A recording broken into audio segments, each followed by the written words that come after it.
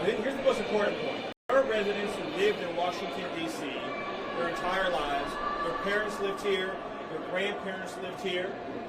And they have lived for generations in intolerable conditions of crime and decay. There are parts of the city, I moved to the city 20 years ago.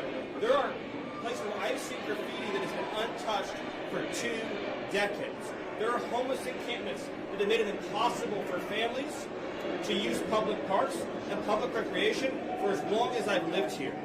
There are hundreds of residents of this city who are shot in street violence every single year, making it one of the most violent cities on planet Earth. Too long, 99% of this city has been terrorized by 1% of this city. And the voices that you hear out there, those crazy communists, they have no roots, they have no connections to the city, they have no families they are raising in this city, they have no one that they are sending to school in this city, they have no jobs in this city, they have no connections to this community at all. But they're the ones who've been advocating for the 1%, the criminals, the killers, the rapists, the drug dealers. And I'm glad they're here today.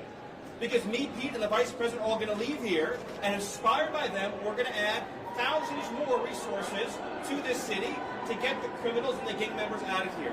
We're going to dismantle those networks, and we're going to prove that a city can serve for the law-abiding citizens who live there. We are not going to let the communists destroy a great American city, let alone the nation's capital. And let's just also address one other thing.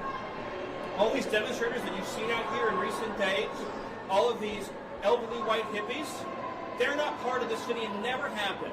And by the way, most of the citizens who live in Washington, D.C. are black. This is not a city that has had any safety for its black citizens for generations. And President Trump is the one who is fixing that with the support of the Metropolitan Police Department, the support of the National Guard, and our federal law enforcement officers. So we're going to ignore these stupid white hippies that all need to go home and take a nap because they're all over 90 years old, and we're going to get back to the business of protecting the American people and the citizens of Washington, D.C.